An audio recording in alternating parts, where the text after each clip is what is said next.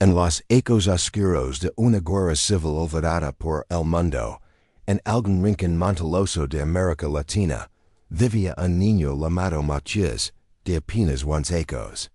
Su pueblo, San Felipe de los Montes, era pequeño, humilde, rodeado por selvas, espesas y caminos de tierra. Allí las noticias llegaban con semanas de retraso, pero el miedo siempre llegaba a tiempo. Matías era como cualquier niño de su edad. Le gustaba correr descalzo, construir juguetes con ramas, y escuchar los cuentos que su madre cantaba por las noches, mientras su padre encendía una vela y preparaba el radio que casi nunca funcionaba. Su hermana menor Lucia era su sombra, una niña de 5 años que apenas hablaba, pero que siempre lo seguía a todas partes. Aquel día, todo había sido extraño. Las gallinas no cacariban, los perros no ladraban, y el viento, que siempre soplaba entre los árboles, simplemente se había detenido. Los adultos del pueblo decían que el monte se ponía nervioso antes de una tragedia, y esa noche, el monte estaba en silencio absoluto. Matías ya estaba acostado, compartiendo el colchón con Lucia. Afuera, la luna apenas se dejaba ver entre las nubes. Su madre hervía agua en la cocina, y su padre trataba de arreglar una linterna. Entonces, se escuchó el primer disparo. No vino de lejos. Fue como si el sonido hubiera reventado justo al lado de su oído. Matías se levantó de golpe, confundido, y antes de que pudiera moverse, escuchó la voz de su madre. Matías, repito, ven. Corrió sin zapatos, el piso de tierra en caliente por el día. Su madre lo esperaba en la sala, con los ojos abiertos como platos, y un cuchillo de cocina en la mano. ¿Dónde está papá? Preguntó. Ella no respondió. Solo lo abrazó fuerte y lo empujó debajo de la mesa, donde estaba escondida Lucia. No salgas, pase lo que pase. ¿Entiendes? Matías asintió, temblando. Desde debajo de la mesa, podía ver las sombras moverse fuera de la casa. Yentonce that la puerta, fue derribada doctor, es hombres entran. No llevaban uniform, pero sus botas, sus rifles y sus ojos no daban dudas, eran parte de la milicia. Uno de ellos gritó, registró todos afuera. La madre de Matías se interpuso. Aquí no hay nadie más que yo, Deo, pero era tarde. Uno de los hombres ya había levantado la manta. Lucia Loro. Matías gritó. Lo sacaron a la fuerza. Su madre se lanzó sobre ellos, desesperada. Se escuchó en segundo disparo. No sabemos si fue al aire o si impacta algo. Matías solo recuerda el grito. Un grito que lo perseguiría por ecos. Lo subieron a una camioneta. En la calle ya había otros niños todos en silencio, con los ojos rojos y los cuerpos sucios. Algunos tenían mortones. Otros simplemente no hablaban. ¿Dónde vamos? Preguntó Matías a un niño mayor que él. A entrenar, le respondió. A la camioneta avanzó por caminos de lodo, atravesando la selva durante horas. El frío calaba. Nadie sabía la hora, nadie sabía el rumbo.fin, el mente, la guerra lo que parecía un campamento improvisado. Chozas de madera, cercas de bambú, hombres armados en todas las esquinas. Ali comenzó otra vida. O mejor dicho, la perdida de la que Matías había tenido. Les cortaron los nombres, los zapos de la infancia. Un hombre con una boina roja se paró frente al grupo de niños y dijo, a partir de ahora, ustedes son aprendices del pueblo libre. Aquí no hay mamas. Aquí no hay juegos.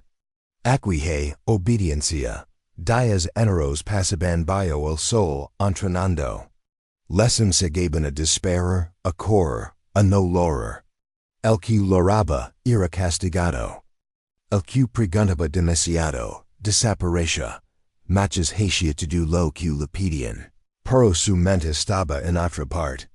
Por las noches se acordaba mirando el cielo, recordando el olor del pan de su madre, el tacto suave del cabello de Lucia, las tardes jugando con barro en el río. Una noche, mientras todos dormían, Matías se acercó a la cerca del campamento. Toca los troncos secos con las manos, miró la oscuridad del monte. Viaje solo. Se permitió a sí mismo que escaparía no sabía que en Dio no sabía cómo, pero iba a salir de ahí. Iba a encontrar a los demás niños y con suerte. Volvería a casa es, y fue el comienzo de una historia que nadie quiso contar. Después de ser arrancado de su hogar en medio de la noche, Matías despertó en un lugar que no conocía. Sus ojos se abrieron lentamente y lo primero que vio fue una cerca de bambú y alambre oxidado. A su alrededor, decenas de niños dormían. En el suelo, algunos sobre cartones, otros simplemente sobre tierra húmeda. El sol todavía no salía. El monte olía a barro, sudor y madera podrida. Era el campamento del SIL as y lo llamaban algunos soldados. Porque, los niños de de hablar de reír, de preguntar. De son la rutina comenzó sin advertencia. Un silbato rasgó el aire y todos los niños se levantaron de golpe. Matías los imitó, aunque no entendía nada. Un hombre con cicatrices en la cara camino entre ellos gritando órdenes, de pie línea. Cero retrasos. El que no corre se entierra. Fue su primer día. El primero de muchos. Desde ese momento, la vida de Matías se convirtió en una serie de tareas, castigos y órdenes. Lessons se gaban a despair con palos de madera, a agacharse entre los arbustos, a hacer guardias nocturnas. Algunos eran tan pequeños que apenas podían cargar una mochila, pero eso no importaba. El miedo era el maestro más eficaz. Los más grandes eran asignados como capitanes de los más chicos. Si alguien desobedecía, el castigo era colectivo. El que hablaba mientras comía, pasaba un día entero sin comida. El que lloraba, pasaba una noche atado a un post. Matías aguantaba. En silencio. Cada día se repetía como el anterior. Pero por dentro, algo en él se negaba a morir. Una noche, mientras hacía guardia cerca del gallinero vacío, escuchó un susurro. Era Pedro, el niño que había conocido en la camioneta. Tenía tres ecos, una mirada dura, pero los ojos tristes. Tino eres como ellos le dio. Como quiens. Como los que se olvidan de su casa. Pedro le contó que lavaba casi 6 meses allí. Su hermana había sido lavada también, pero él no la había vuelto a ver. A algunos los entrenan. A otros los usan para cambiar cosas con los soldados. Comida, armas, poder. Matías no respondió. Pero algo en su pecho comenzó a arder. Una rabia tranquila, que no gritaba, pero que clamaba por dentro. Pasaron los días. Matías empezó a memorizar los turnos de guardia, los momentos en que el jefe salía del campamento, los huecos en la cerca trasera. Cada pequeño detalle lo guardaba en la mente como si fueran piezas de un mapa secreto. Una tarde, durante el entrenamiento, uno de los niños cayó al suelo. Estaba deshidratado. El jefe lo miró con desprecio. los debiles no sirven, Dio. Y lo arrastraron fuera de la vista, mas no lo volvió a ver. Y esa noche no pudo dormir. Se sentó junto a Pedro y le dio en voz baja, tenemos que irnos. Pedro lo miró en silencio. ¿Sabes cuántos han intentado escapar?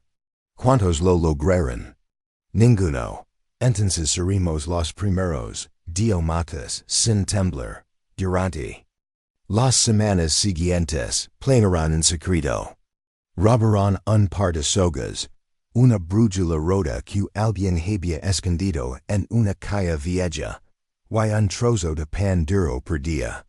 Lo suficiente para 3 días de caminata. Esperarán la noche perfecta, sin luna, con lluvia, porque en la lluvia los perros no olfacian igul dot, y es en nos lego.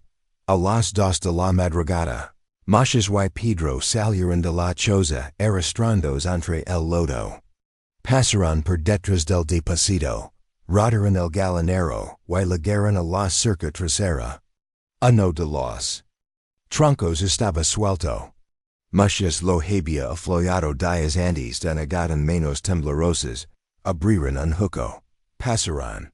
Corre ron dot no sabían adan, pero sabían que no podían mirar atrás. Detrás de ellos, el monte crujía. Pero adelante estaba la libertad, caminaron por horas bajo la lluvia. Se escondieron durante el día entre matorrales, comieron lo que tenían. Bebieron agua estancada, Pedro toja. Machas tenía los pies llenos de ampollas. Pero seguían dot al tercer día. Vieron humo, se acercaron con cuidado. Era una casa solitaria, en medio del campo. Ali vivía Dona Carmen, una mujer mayor que no hacía preguntas. Solo abrió la puerta cuando los vio y les dio sopa caliente. Les curó los pies. Les dio ropa. Y después de escacarlos con lágrimas en los ojos dio. Ustedes no son los únicos. Machas se quedó helado. ¿Qué quiere decir? Otros niños han pasado por aquí. Algunos lograron seguir. Otros no tuvieron tanta suerte. Dona Carmen les ofreció quedarse unos días. Marcos aceptó. Pero en su mente no había descanso. Ahora sabía que no estaban solos, que habían otros campamentos otros niños, otras historias, y que si nadie hacía algo, seguirían desapareciendo. En ese momento, Machas ya no era solo un niño escapando. Era alguien que había visto el infierno. Y estaba decidido a regresar no por venganza, sino para endiar los atados. La selva era un gigante imponente, un océano verde sin fin, que guardaba entre sus raíces y joyas una cantidad incalculable de secretos y terrors, que solo los más valientes o los más desesperados se atrevían a enfrentar. Para Machas, cada día que pasaba en aquel refugio de Dona Carmen, lejos de la seguridad ilusoria del campamento, la selva parecía cobrar vida con susurros que hablaban de pérdidas, de ausencias y de niñas que jamás regresarían. El sol ya se había ocultado. Detrás de las montañas, dando un crepúsculo morado y gris que hacía que las sombras se alargaran y se fundieran con la oscuridad. Machas y Pedro estaban sentados al borde del río, con los pies hundidos en el agua fría, mientras escuchaban a Dona Carmen contar historias que nunca antes habían oído. Historias que podrían parecer fantasias macabras, pero que para ellos eran crueles realidades. Esta guerra comenzó Dona Carmen con voz quebrada, no solo roba vidas en el frente de batalla. También se lleva la infancia, la esperanza y la alegría de estos niños. Niños que desaparecen en la noche, que son arrebatados de sus hogares, Y cuyos rostros se vuelven sombras para el resto del mundo. Mas aprieto los dientes, mirando el reflejo de la luna el agua. En su mente, imágenes de sus amigos perdidos. De Lucia, su hermana pequeña, aparición y desaparición como fantasmas que piden auxilio. ¿Dónde están? Pregunto Matías con la voz apenas audible. ¿Qué les pasa esos niños? Dona Carmen suspiró. Y miró a los dos jóvenes con una mezcla de tristeza y determinación. Los llevan a lugares que no aparecen en ningún mapa. Campamentos secretos, orfanatos disfrazados, como la Casa del Silencio. Ali no se oyen risas. Solo el eco del miedo dat Pedro, sintió un escalofrío recorrer su espalda. La idea de un lugar donde la esperanza moría era insoportable. Los días siguientes fueron de preparación. Matías, Pedro y Dona Carmen estudiaban mapas, trazaban rutas secretas, y recopilaban todo el conocimiento posible sobre los movimientos de las patrullas y los caminos menos transitados. Cada noche, bajo la tenue luz de una vela, revisaban documentos y fotografías borrosas de niños desaparecidos. Matías sabía que no podían esperar más. Cada minuto que pasaba significaba otro niño perdido, otra familia destrozada, una tarde. Mientras exploraban los alrededores del río, escucharon voces apagadas. Se agazaparon detrás de la maleza y vieron una escena que les partió el alma. Un grupo de hombres armados escoltaba a un grupo de niños encapuchados hacia un camión viejo y oxidado. Los niños caminaban con el miedo reflejado en sus ojos. Algunos apenas podían contener las lágrimas. No podemos quedarnos de brazos cruzados, dijo Pedro con la voz quebrada. Tenemos que actuar, Matías sintió, con el corazón en un puño, y la resolución más firme que nunca. Finalmente, la noche elegida llegó. Sin luna, con el cielo cubierto y una lluvia fina que hacía que cada sonido se amortiguara, los tres se adentraron en la selva. El aire estaba pesado, lleno del aroma de la tierra mojada y las hojas caídas. Cada paso que daban era un rito. La selva parecía viva, observándolos, lista para devorarlos. Pero ellos avanzaban, guiados por la esperanza y el deber. Después de horas de caminar, llegaron a una construcción que parecía abandonada. Pero cuya atmósfera era ominosa y pesada, la Casa del Silencio.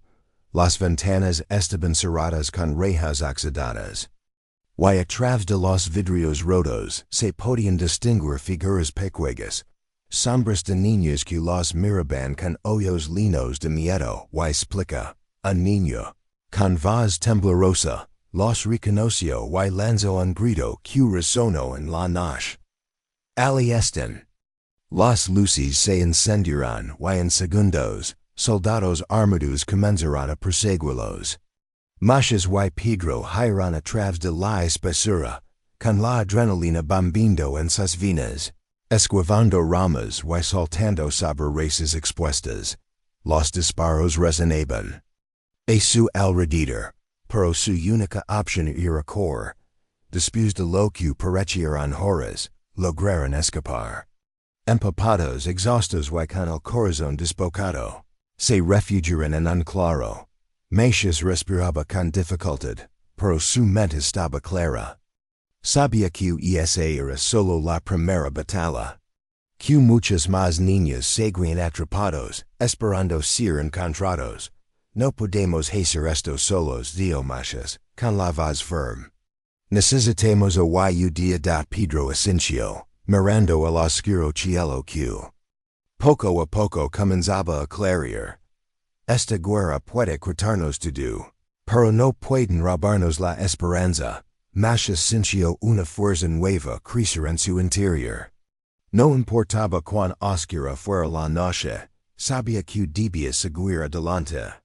Porque Los rostros perdidos en la sombra merecen volver a brillar, y el seria quien los encontrara. Después de escapar de la casa del silencio, bajo lluvia y la sombra, Matías no pudo dormir durante días. Cada vez que cerraba los ojos, veía los rostros. Los niños tras las rejas con la mirada vacía, con la esperanza tan apagada que parecía que nunca habían conocido otra cosa que no fuera el miedo. Pedro, aunque igual de afectado, trataba de mantenerse firme. Dormía poco y hablaba menos. Dona Carmen, por su parte, guardaba un silencio tenso, como si supiera que lo peor aún estaba por venir. Las noches pasaban lentas, como si el tiempo se negara a avanzar mientras aquellos niños siguieran cautivos. Una tarde, mientras Matías miraba al horizonte desde una colina cercana, sintió algo diferente. No era rabia, era propósito. Y esa emoción lo hizo volver corriendo a la casa de Dona Carmen. Y esa misma noche, con un viejo lápiz y un cuaderno roto, comenzó a dibujar un plan, no para llorar, no para esconderse, sino para arreglarse a Dona Carmen. Al verlo tan decidido, no dio nada al principio. Solo lo observa mientras trazaba líneas, escribía rutas, y marcaba entradas y salidas posibles al edificio. Luego de unos minutos de silencio, se sentó a su lado y, con voz firme, dijo, para rescatar los tallos, vas a necesitar más que valor. Matías levantó la vista. Lo sé. Por eso te necesito. Durante días recorrieron pueblos vecinos, preguntando con discreción, buscando a quienes también habían perdido algo, un hijo, una hermana, un amigo. Y les encontraron, no muchos, pero suficientes. Era un grupo pequeño, 7 personas, jóvenes casi todos. Uno había sido soldado y conocía tácticas militares. Otra era enfermera, que había visto ligar niños heridos sin nombre. Todos tenían una razón. Y todos tenían miedo. Pero en más grande que el miedo, era la determinación que los unía. Entrenaron en el bosque. De día aprendían a mover sin ser vistos. De noche estudiaban mapas, vigilaban rutas, reconocían sonidos. Aprendieron a comunicar sin hablar. A leer la selva, a esperar el momento exacto. El día elegido para el rescate fue una luna nueva, sin estrellas. Una noche ciega. Ideal para moverse como sombras. Antes de salir, Matías se arrodilló. No sabía si creías en Dios, pero sí creía en la justicia. Y en ese momento, con el rostro inclinado hacia la tierra, promeció que si salía vivo de eso, no descansaría hasta que todos los niños volvieran a casa. Llegaron a las afueras del edificio cerca de la medianoche. La casa del silencio se alzaba frente a ellos como una bestia dormida. Sus paredes agrietadas, sus ventanas con barrotes oxidados. En el interior, luces tenues. Silencio absoluto. Divididos en 3 grupos, se movieron alrededor del perímetro. Matías y Pedro lideraban el equipo que entraría por la parte trasera. Uno de los jóvenes había logrado obtener las viejas de un antiguo guardia, que, arrepentido, les ofreció su ayuda en secreto. Cuando abrieron la puerta, lo primero que sintieron fue el olor, humedad, encierro, tristeza. Pasaron por pasillos oscuros donde el eco de sus pasos parecía gritar. Finalmente, llegaron a una habitación. Dentro, al menos 15 niños dormían en colchonetas delgadas. Uno de ellos se despertó y al ver a Matías, susurró, ¿Es real? Matías se arrodilló frente a él, tocó su rostro y respondió, sí. Vine a llevarte a casa. En ese instante se escuchó un grito. En el norte, uno de los soldados los había descubierto. Todo el plan se alteró, disparos, caos, luces encendiendos, niños llorando, gritos de alerta, Matías tomó la mano del niño y gritó, todos de pie. Corran. Pedro abrió la salida de emergencia mientras otros del equipo hacían frente. A los guardias, la selva una vez más fue refugio. Cuerpos corriendo entre ramas, pesadas sobre barro. Ramas partiéndose bajo la presión de la urgencia. Después de lo que pareció una eternidad, llegaron al punto de encuentro. Faltaban dos compañeros.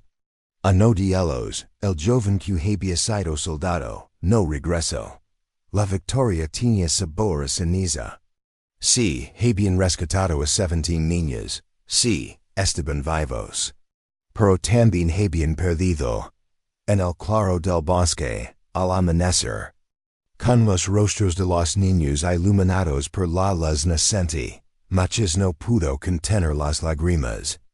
Se arrodilló en la tierra mojada y lloró, no por tristeza, sino porque por primera vez en semanas, sintió que algo había cambiado. Da Carmen luego esa mañana, con mantas, comida caliente, y lágrimas en los ojos. Abrazó a Matías y con voz quebrada dijo, lo lograste, hijo. Los trajiste de vuelta. Pero Matías negó con la cabeza. Faltan muchas más. En su mirada había fuego. El amanecer llegó como una herida lenta que comenzaba a cerrarse. El cielo, encubierto por nubes bajas, se iluminaba con una luz pálida y suave que apenas tocaba las hojas mojadas de la selva. En medio del claro, un grupo de niños, muchos. Descalzos, cubiertos de barro, con ojos grandes y vacíos, permanecía en silencio. Matías los observaba. Sentado sobre una piedra, con las manos enmanchadas de tierra y sangre seca en la camisa, trataba de entender que acababan de hacer. Los habían rescatado, sí. Los habían sacado del infierno. Pero y ahora que Dona Carmen repartía pan seco y caldo caliente con la ternura de una madre cansada. Pedro, en sin hablar desde la noche anterior, caminaba entre los niños, cubriéndolos con mantas, uno por uno, sin prisa. Nadie celebraba, nadie sonreía. Los niños estaban vivos. Pero ROTOS. El lugar al que los habían llevado era un refugio improvisado. Una vieja casa abandonada en lo alto de una colina, donde las patrullas rara vez se acercaban. Tenía guitarras, las paredes estaban cubiertas de hongos, pero allí había silencio y sobre todo, nadie gritaba. Matías pasaba las noches sin dormir, caminando por los pasillos oscuros, escuchando los sollozos contenidos de los niños. Algunos se orinaban dormidos, otros hablaban en sueños. No, el más pequeño, no había dicho una palabra desde que salieron. ¿Y si ya no podemos devolverlos? Preguntó Pedro una madrugada. ¿Y si ya es demasiado tarde para ellos? Matías lo miró largo rato. No vamos a devolverlos lo que perdieron, pero vamos a darles algo nuevo. Vamos a enseñarles a vivir otra vez. Los días siguientes fueron lentos, difíciles, pero diferentes. Empezaron por cosas pequeñas. Limpiar la casa, reparar puertas, enseñar a los niños a preparar comida. Algunos por primera vez sostenían una cuchara sin que les temblara la mano dada el más alto del grupo. Diego comenzó a dibujar en las paredes con carbón. Al principio eran figuras confusas, mancas negras. Pero luego aparecieron árboles, una casa con sol, niños de la mano de Dona Carmen. Al verlo, lloró en silencio. Un día, una niña de nombre Alma se acercó a Matías. Tenía los ojos grandes, y una cicatriz que le cruzaba la sella derica. Ti también estabas encerrado? Pregunto, Masha's tardo en responder, sí. Paro Sally. Y di también salist. Alma bio la mirada y dio algo que Meshas no olvidaría jamás. Y cuando nos vamos a sentar afuera. Esa pregunta lo persiguió por días. Porque rescatar era una cosa. Liberar otra, y sanar. Eso era una guerra distinta. Y más larga, por eso decidieron abrir un nuevo camino, reunirán maderas del bosque, piedras del río, joyas anchas y fuertes, comenzarán a construir una escuela. No era más que una choza con piso de tierra, pero allí se leían cuentos, se cantaban canciones, se enseñaban letras y números. Pedro les hablaba del mundo, de los países, de los océanos que nunca habían visto, y cada noche, antes de dormir, Dona Carmen les leía en voz alta. Algunos volvían a sonreír, pero el peligro no había desaparecido. Una tarde, un helicóptero sobrevoló la zona. Todos corrieron a esconderse bajo la tierra. Los niños temblaban, y Diego, el más fuerte, comenzó a gritar y golpear las paredes. Le tomó horas calmarse. Y esa noche, Masha reunió a los adultos. No. Basta con esconderlos. Tenemos que decir al mundo que existen. Dona Carmen lo miró con tristeza. Y que nos vie a escuchar. Muchas por primera vez en mucho tiempo, sonrió. Nosotros mismos. Vamos a contar su histo or ia. Es y nació una idea. Comenzaron a escribir cartas, a grabar voces, a recopilar dibujos. Enviaron mensajes con viajeros, escondidos entre secos de maíz o costales de café. Cada palabra era una semilla. Algunos mensajes llegaron a periodistas, otros a organizaciones de derechos humanos, y una mañana, mucho después, un equipo de voluntarios cruzó la selva, lavaban ropa, comida. Y cámaras, los niños, al ver a los extragos, no supieron si coro cuidarse.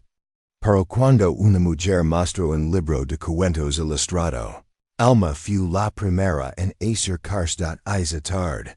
Las historias comenzaron a volar como pájaros por la selva. Los rostros perdidos empezaban a aparecer en periódicos, en pantallas, en carteles. La verdad comenzaba a salir de la tierra donde la habían querido enterrar. Y aunque la guerra seguía, aunque habían niños en silencio y casas sin nombre, el pequeño refugio en la colina se convirtió en algo más grande. Un símbolo, un nido, un lugar donde el dolor se cantaba. Y al cantarse, comenzaba a doler menos. Meshas con apenas 14 ecos. Fue invitado a hablar frente a un grupo de adultos que lo miraban como si no pudiera saber tanto. Pero cuando tomó el micrófono, dio una sola frase: yo no quiero venganza. Yo quiero que ningún niño más tenga que olvidar su nombre para sobrevivir. La lluvia había regresado. Y esa lluvia espesa, densa, que parecía querer borrar las huellas de todo lo que había ocurrido en la selva. El barro cubría los caminos, las bodas, los techos de palma, los corazones. Pero esta vez no había miedo. No el mismo. Porque el refugio que Matías, Pedro, Dona Carmen y los demás habían construido, ya no era solo un escondite. Era un testimonio vivo. Un lugar donde los sobrevivientes no solo calaban, sino que empezaban a hablar. Desde que llegaron los primeros voluntarios, el mundo, o al menos una pequeña parte de él, comenzó a escuchar. Los rostros de los niños aparecían en recortes de prensa extranjera, en fotografías borrosas pero llenas de vida. Había algo casi milagroso en ello. Niños que no tenían nombres registrados, que nunca habían sido sensados por ningún estado. Ahora estaban siendo vistos, pero ser visto no siempre es sinónimo de ser salvado.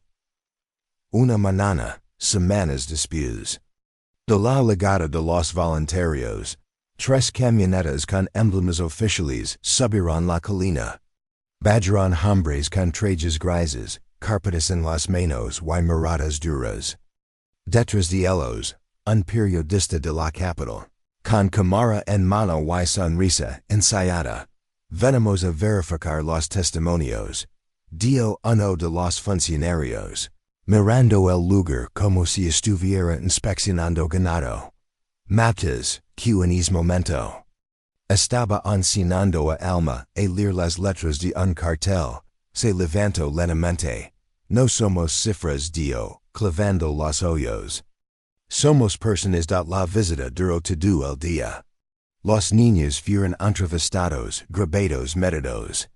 Algunos funcionarios los tocaron como si fueran objetos de museo. Uno incluso dijo en voz baja, no parecen tan traumatizados. Dona Carmen tuvo que sujetar a Pedro del brazo para que no dijera lo que realmente pensaba dado al final del día. El periodista entrevistó a Matías. Le pidió que se pusiera una camisa limpia, que sonriera, que hablara bonito. Pero Matías, ya cansado de máscaras, solo dijo, ¿quieres saber la verdad? Pregunta cuántos siguen a la pregunta por qué nadie vino antes de la entrevista nunca fue publicada. Días después, comenzaron a ligar amenazas. Pecuegas, al principio. Notas en la puerta, ruidos en la noche, pasos no identificados en el bosque. Liga más claras, un incendio. Cerca del pozo, disparos lejanos, y una carta escrita con letras torpes. Cierran la boca, o volvieron al barro.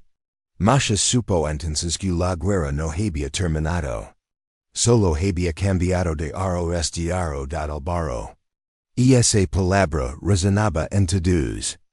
No solo como la tierra mojada que se pegaba a los pies, sino como símbolo del olvido, de la podredumbre, del país que quería esconder su basura debajo del suelo húmedo de la selva.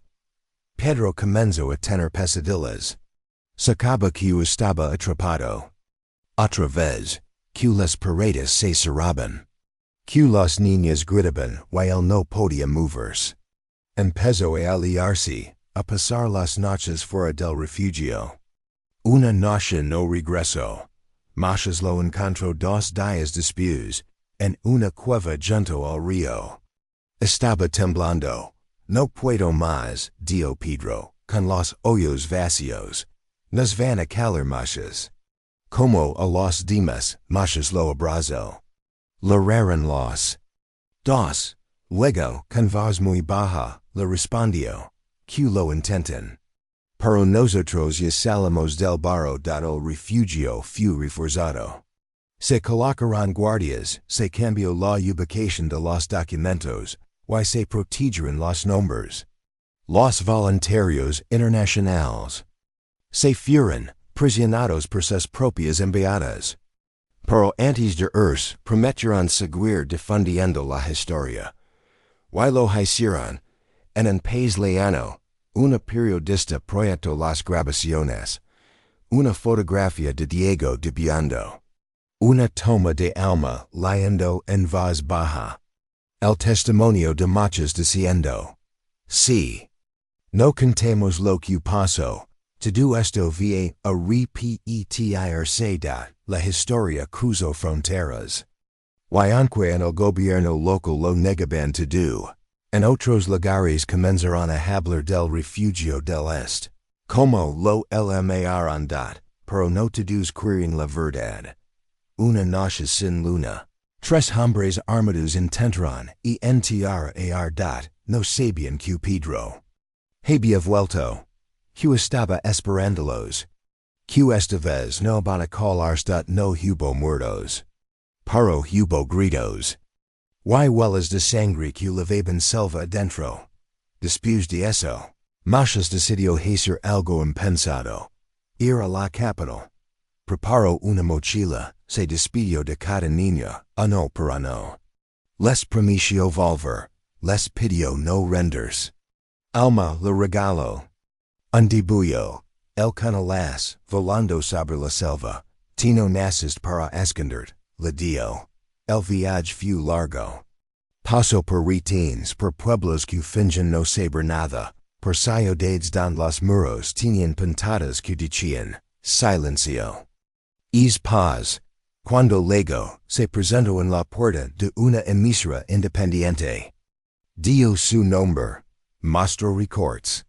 Fotografías, grabaciones, dado al principio no le creerán, pero luego alguien, una productora de voz quebrada, le dio. Yo perdí a mi hermana en el 92, tenía 8 hechos, nadie me dio nada. Cuéntamelo todo.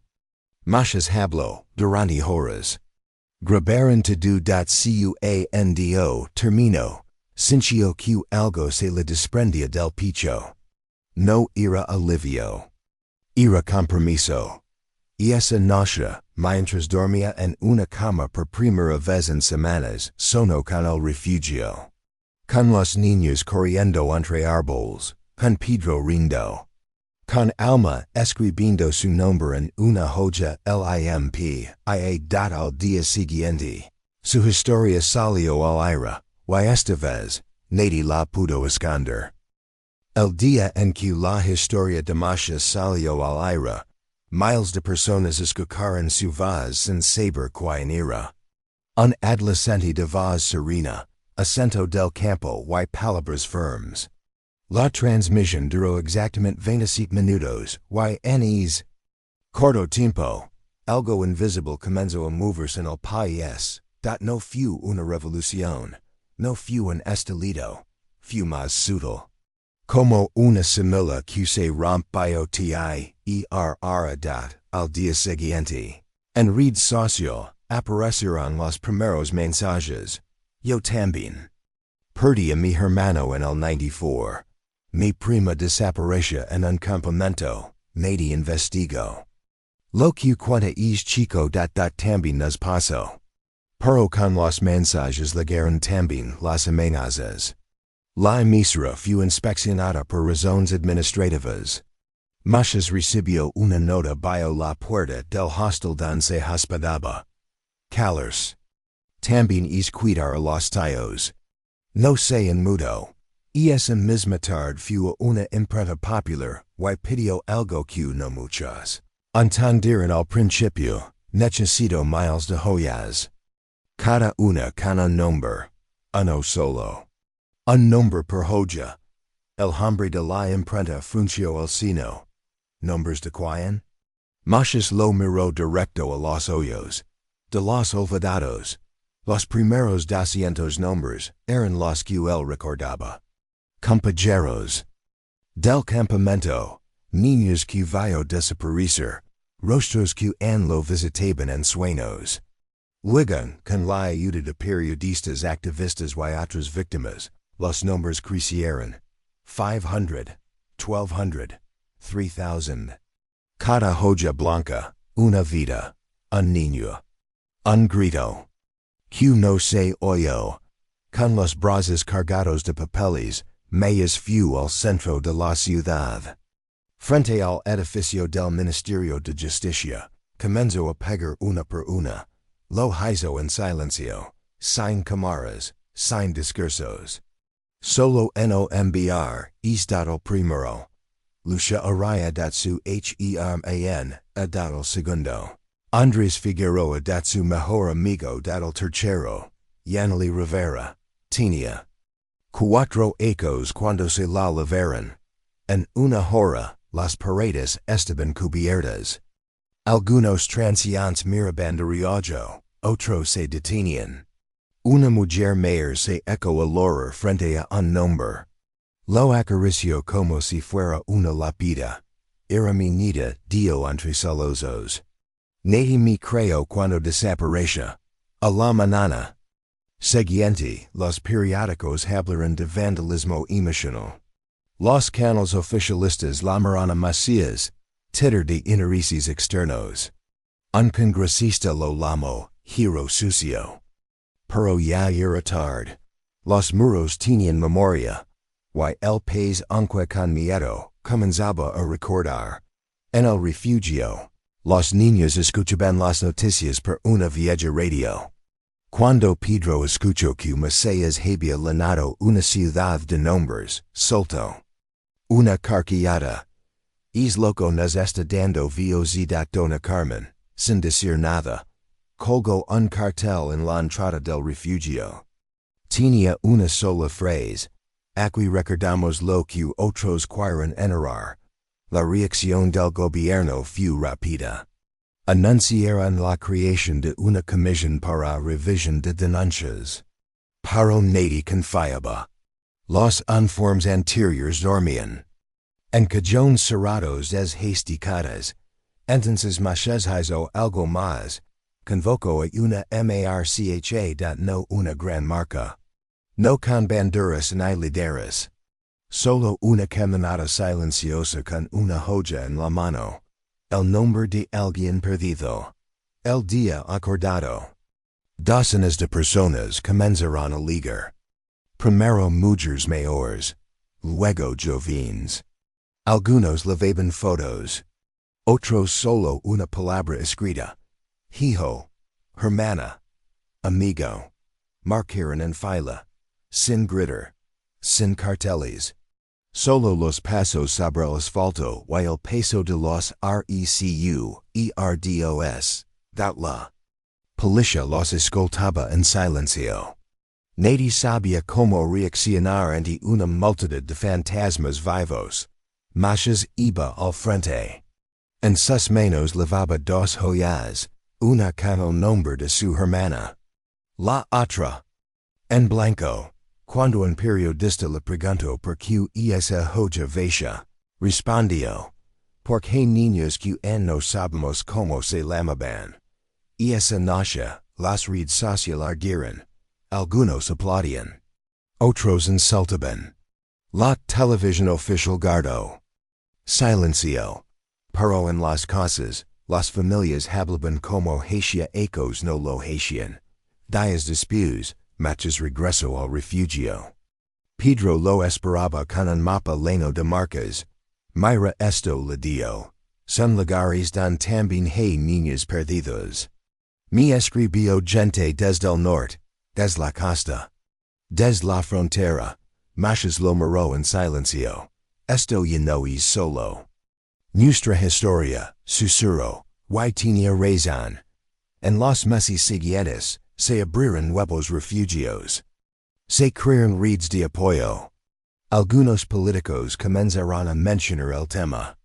No incluso loro en el Congreso al leer la historia de su hermana desaparecida, pero también hubo más amenazas. Más silencios impuestos. Más barro dat una noche, un desconocido llegó al refugio. Era un anciano delgado, con sombrero de paja y manos temblorosas. Llevaba una caja de cartón. Matías preguntó, ¿eres ti?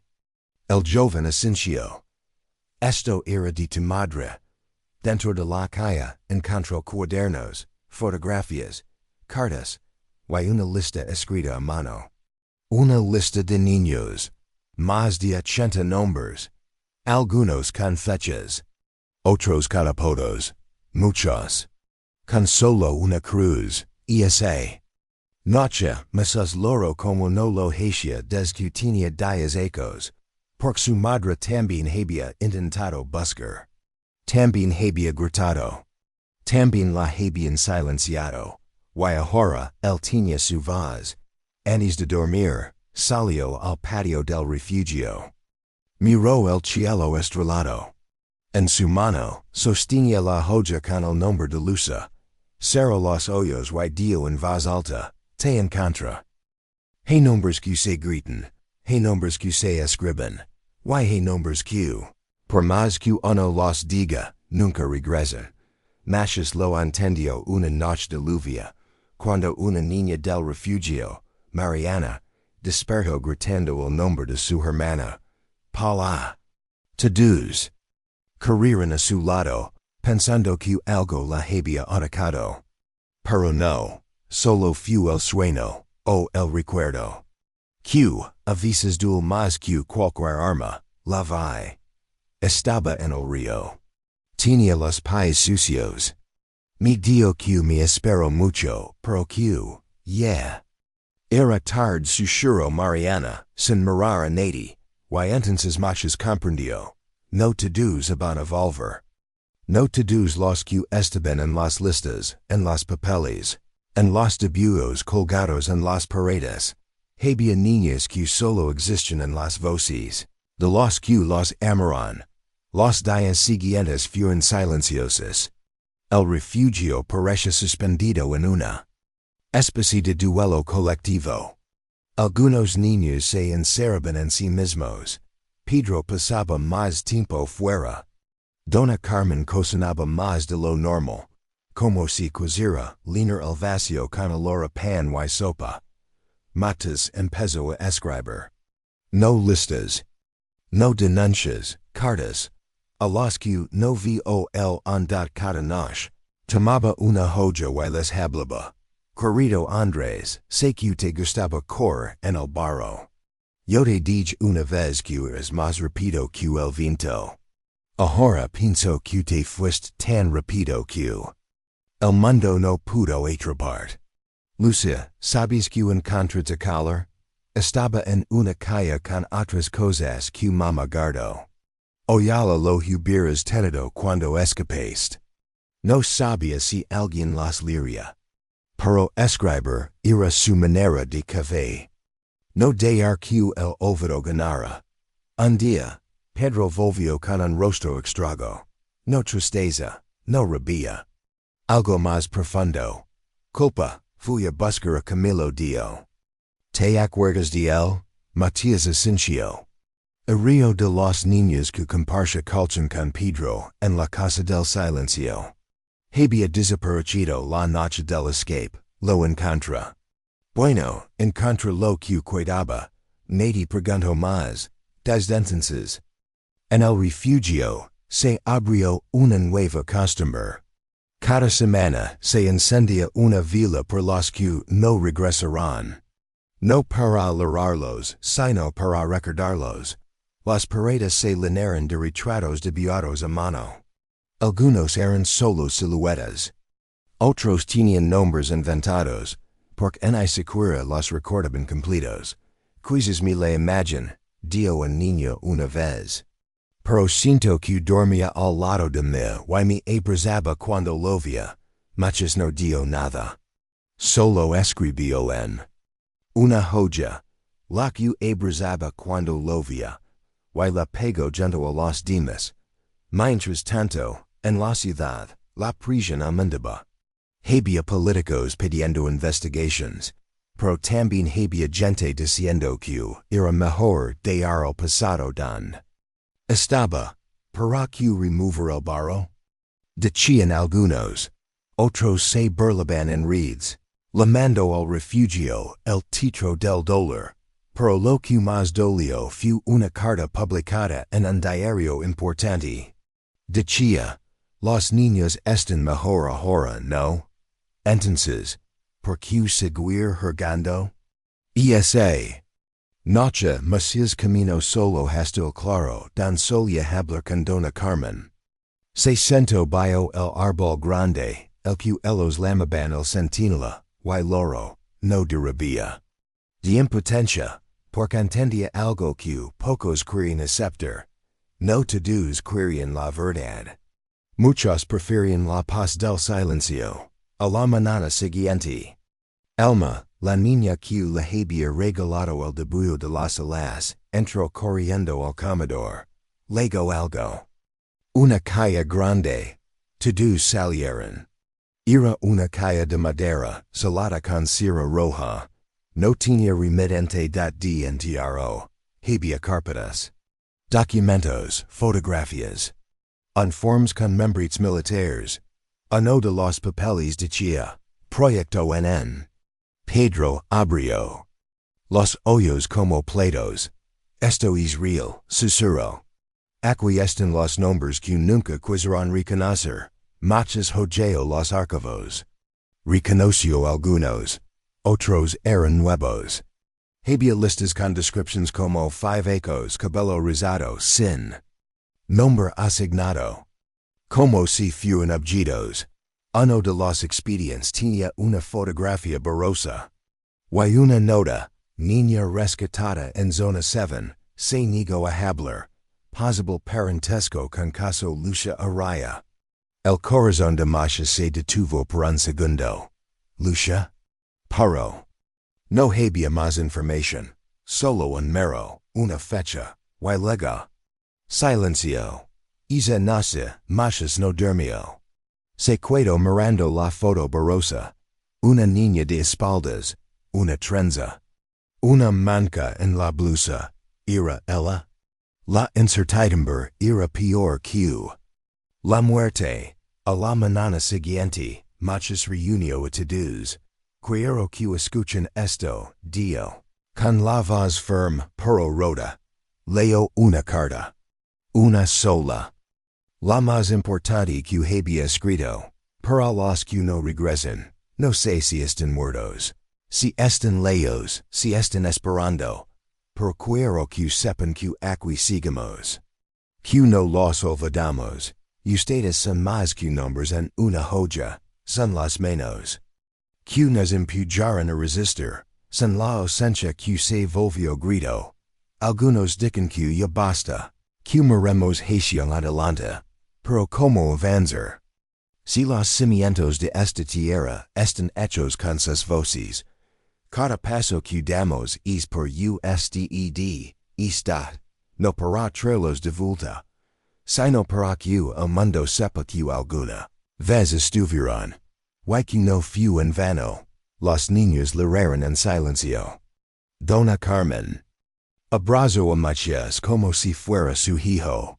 Pedro por primera vez en semanas sonrió, porque incluso en la ausencia, los que no regresen. Siguen aquí.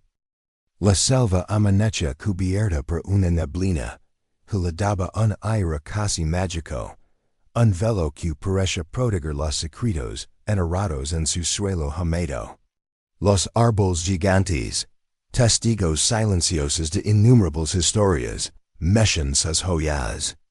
Con el viento, como si susurran al oído de Masha que la memoria era eterna, aunque el tiempo intentara borrarla. Masha caminaba despacio, cada paso hundiéndose en el barro fresco, sintiendo como la tierra le hablaba con sus texturas. Sus olores y su humedad. En sus manos llevaba el viejo cuaderno de su madre, cuyas páginas estaban gastadas por el tiempo y las lágrimas, pero que contenían la fuerza de una historia que no podía quedar en el olvido. Cada palabra escrita era un grito en medio del silencio, una llamada a no rendirse. Mientras avanzaba hacia el refugio, recordaba una frase que repetía una y otra vez en voz baja. La tierra no olvida, aunque la cubran con barro. Aunque quieren echar la calor, la verdad siempre encuentra su camino. Al llegar, encontró a los niños sentados en círculo, sus ojos grandes y expectantes. La luz que entraba a través de las rendijas iluminaba sus rostros cansados, pero llenos de vida. Elma, Diego, Pedro y los demás parecen absorber cada palabra, como si la narración fuera un bálsamo para sus heridas invisibles. Masas abrió el cuaderno y comenzó a leer en voz baja, con una emoción contenida pero profunda. Madres que caminaron sin descanso, cruzando ríos caudalosos y montañas escarpadas, buscando a sus hijos en un país que prefería mirar hacia otro lado. Familias fragmentadas por el silencio impuesto. Niños que desaparecieron sin dejar rastro y risas atrapadas en el eco del viento. El relato envolvió a todos en un manto de tristeza y esperanza al mismo tiempo. Un recordatorio de que no estaban solos y que sus vidas tenían un significado más allá del dolor. Pero la realidad pronto los golpeó con crudeza a los pocos días. Funcionarios gubernamentales llegaron con documentos oficiales, celos y órdenes que exigían el cierre inmediato del refugio. Los motivos: falta de permisos, supuestos riesgos sanitarios. Pero Matías sabía que el verdadero motivo era silenciar esa voz incómoda que comenzaba a despertar conci y da dona Carmen, con lágrimas en los ojos pero voz firme, reunió a todos. Este refugio es más que un techo. Es nuestra casa, nuestro corazón. No podemos dejar que nos lo agarrar y bien da Pedro. Con mirada determinada y voz fuerte, se puso de pie. Lucharemos hasta el último aliento para mantenerlo vivo. No nos calarán esta vez da así nació la tradición de las vigilias nocturnas. Cada noche, al caer el sol, encendían velas que iluminaban el refugio y su pequeño claro. Cantaban canciones antiguas, melodías que hablaban de resistencia, de memoria y de esperanza. La selva misma parecía acompañarlos, respondiendo con sus sonidos ancestrales que resonaban como un eco interminable. Pero la leche no estaba exenta de peligros.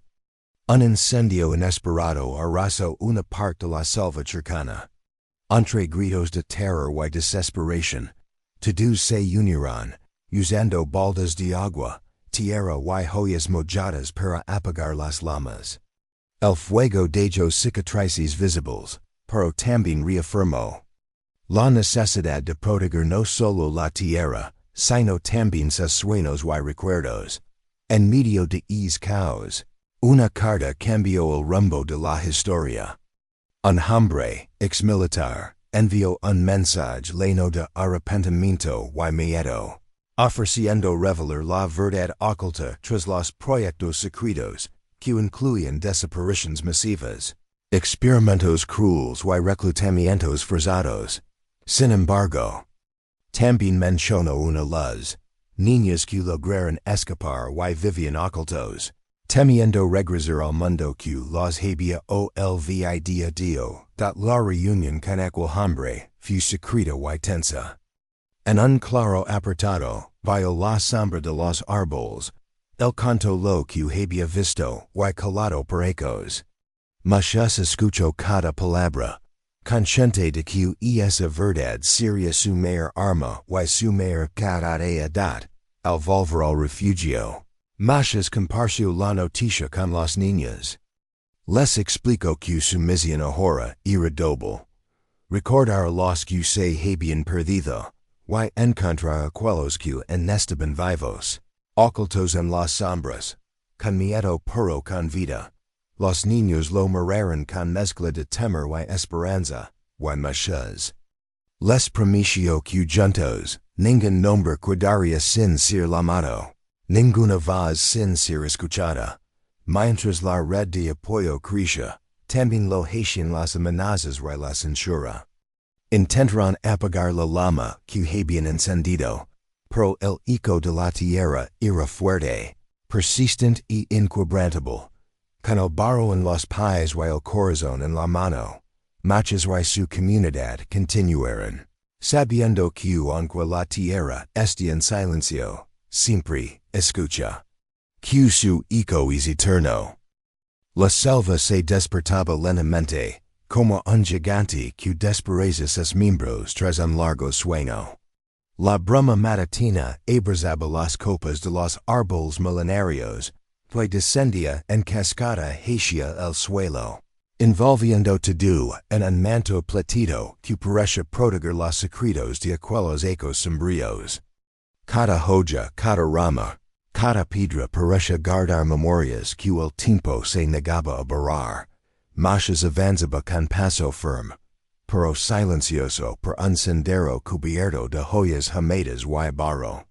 Sostenía entre sus manos el cuaderno hallado de su madre, Calles páginas amarillentas y manchadas no solo contienen palabras, sino un pedazo vivo de historia, de un pasado marcado por el dolor y la resistencia.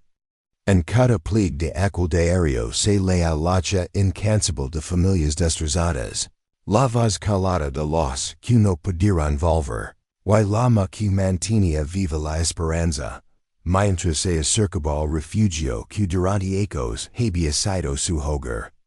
Temporal y fortaleza, los sonidos de la selva se mezclaban con los latidos de su corazón. El canto distante de aves, el murmullo del viento y el crujir de las ramas, bajo sus pies, creaban una sinfonía natural que parecía acompañar el trayecto, hacia un futuro incierto pero esperado.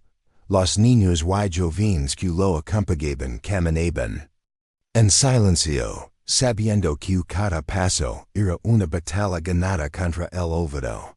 Habían dejado atrás el miedo y la incertidumbre para abrazar una misión más grande que ellos mismos, la búsqueda del retorno, la recuperación de sus identidades, la reconstrucción de sus vidas.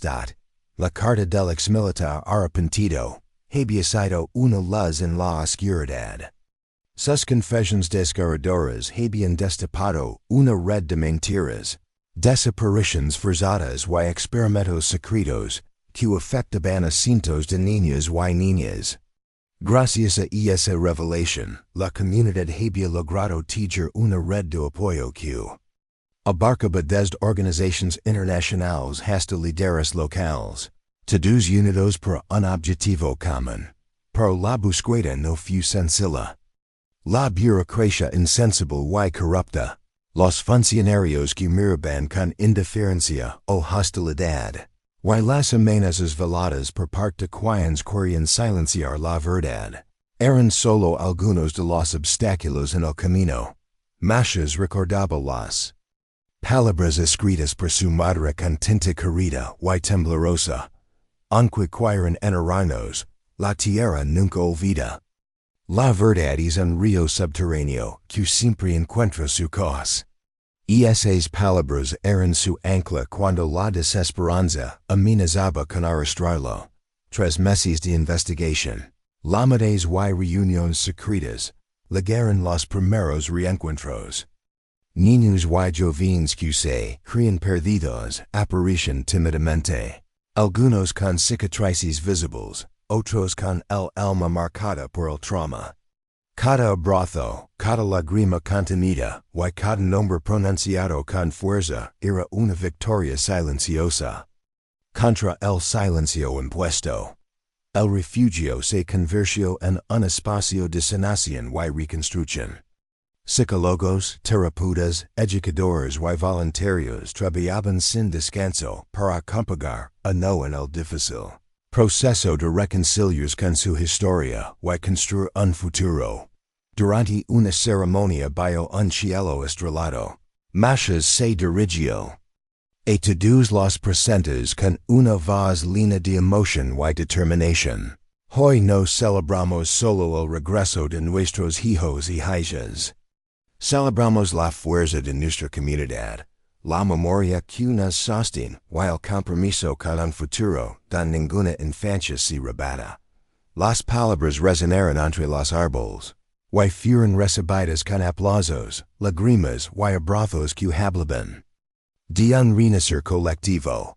Pero el retorno no era un final, sino el inicio de una nueva batalla. El eco de la tierra recordaba que la justicia y la verdad eran caminos largos y arduos. Muchas enfrentaban sombras, estigmas social y la amenaza constante de quienes preferían que el pasado quedara enterrado. Sin embargo, la certeza de no estar solos y la fuerza de sus raíces les daba el valor para seguir adelante. Matías comprendió que el verdadero retorno era espiritual y colectivo. Una reivindicación de vidas, memorias y derechos que nadie debía arrebatar. El refugio, símbolo de resistencia, se había convertido en un faro para todos aquellos que buscaban justicia y verdad. con el corazón lleno, y la mirada fija en el horizonte. Muchas y su comunidad caminaron hacia un futuro donde el eco de la tierra resonaba más fuerte que nunca. Continuará con la segunda parte ampliada. No olvides suscribir para seguir esta historia y muchas más.